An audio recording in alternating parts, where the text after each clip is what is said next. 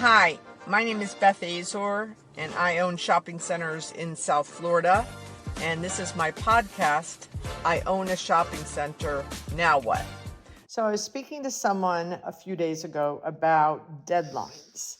They had purchased a shopping center and gotten a short-term loan. I'm not sure if it was a mezzanine, a bridge loan, hard money, I'm not sure.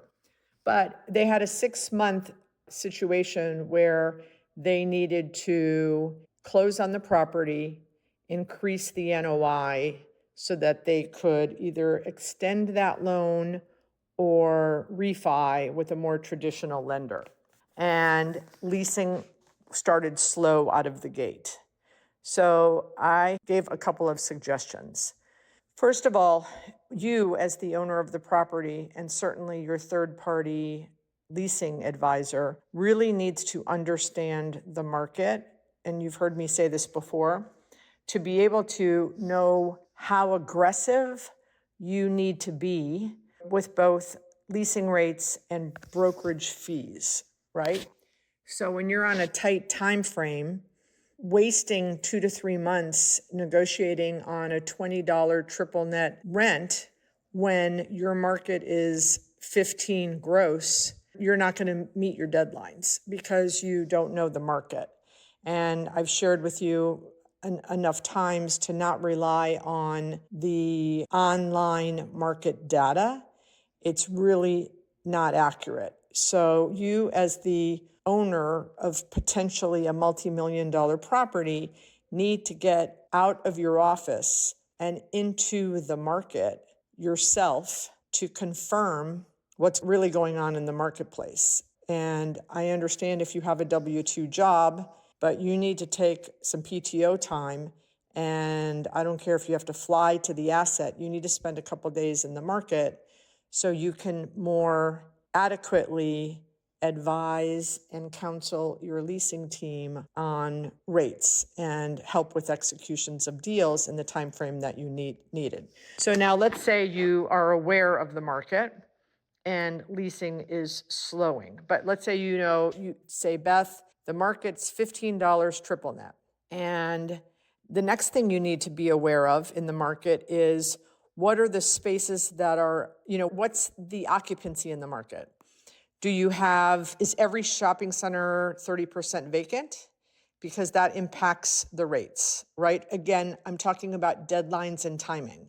So if you have 30% vacancy and everyone around you does, if the rent is 15 triple net and you have 6 months to sign some leases, then I think you should go out and say, okay, for the first 15,000 square feet, we're going to do 750 triple net, right? We're going to do half rent for 6 months.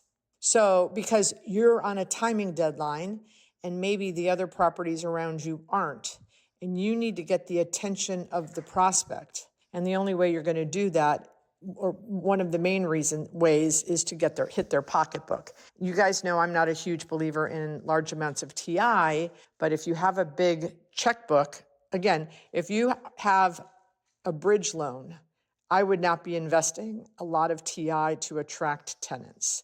And I understand that goes against what some of my peers would tell you. They would tell you, give $30 a square foot in TI to hold the rate. I'm not in that camp, especially if I've got a bridge loan. Now, and I understand that you want to increase the NOI, right, to refi. So, that certainly could be a debate we could have.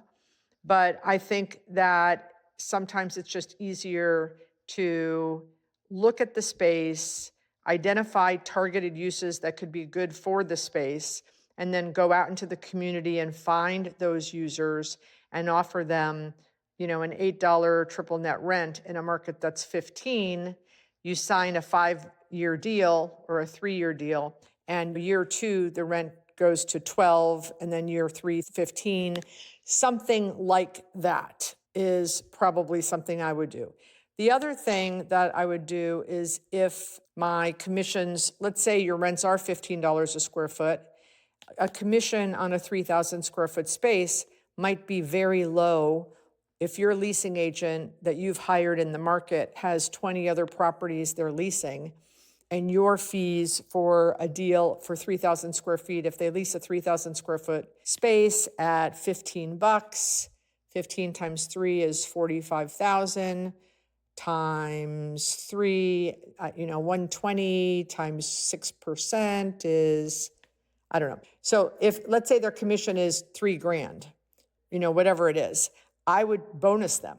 I would say that I've got a deadline. I have to refi, come January, February, March, April, whatever your deadline is. And you need to make sure that you tell them, and you need to know from your loan, do you need tenants signed leases or do you need tenants in and operating and paying rent, right? If you need tenants in and operating and paying rent to go get a new traditional loan, then your time frame is a lot shorter to get leases executed than you think, right? So if your loan is up in March and you're going to start looking for a traditional lender in November or December, and it's October right now, you really need to get these leases signed by December so they can get in and open by February, right? So that your loan can get closed. So how do you do that? And then also understanding that the month of December, a lot of people shut down. First of all, there's a lot of tenants that get super busy at holiday time. And then there's some that don't. And then there's a lot of people that take a lot of time off. So December can be a very slow month. So if you're trying to get something done by March, you've pretty much got the remaining parts of October, maybe 2 to 3 weeks in November, and then you can start thinking about January. Now, I would push my leasing agents during the month of December to be focused on canvassing physical therapy, chiropractor. You stay away from salons and nail salons and barbershops, but you think about uses that, daycares, maybe tutoring places that are not busy in December. Those are the people and the prospects that you focus on. And then, so just taking into consideration, what is your timing, and then backing up, and what is your need? Do I need to increase my NOI by March? So that means I need to lease my spaces by December. So can you identify spaces that, the big REITs, they have these things called bounty spaces, where they'll tell their leasing agents, if you lease this space, or this space, you get an extra $5,000, but you need to lease it by X date. So you can incentivize on short-term basis. So instead of 6%, I'll give you 10%, or instead of 6%, I'll give you $5 a square foot, just do bounty space bonuses. Pick 3 spaces and say, if you can lease this 5,000, this 6,000, and this 9,000 square foot space by December 31st, you get an extra $10,000. And the rent has to be a minimum of $12 triple net. So you and then look, you only pay if they are successful. And you are the one that has to approve the deal, right? You're the one that has to qualify them and make sure that it's someone you want to do deals with. So this was a great conversation I had with my friend, and I thought it was great information to share with you all, because there's many times where we have deadlines. There's many times where we may have some leasing funks, where we go into leasing funks.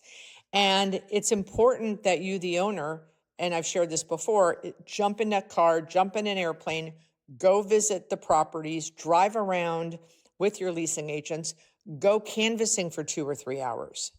You will know immediately upon canvassing with your third-party leasing agent for 3 hours if they're the right person to have on your property. So I hope you guys like this. And if you have any other questions, the questions are starting to come in, which I'm very excited about. I think I know the topics for the next 3 weeks of the podcast, because you guys are sending in really good questions. And if you have a question, I know other people have the same question. So send me the questions, DM me, text me, LinkedIn, Twitter, wherever you want to send me a message of what you'd like me to cover on this podcast, I Own a Shopping Center, Now What? and I'm happy to share my experience with you. And if you like this podcast, please subscribe, like it, share it, and I'll see you next week.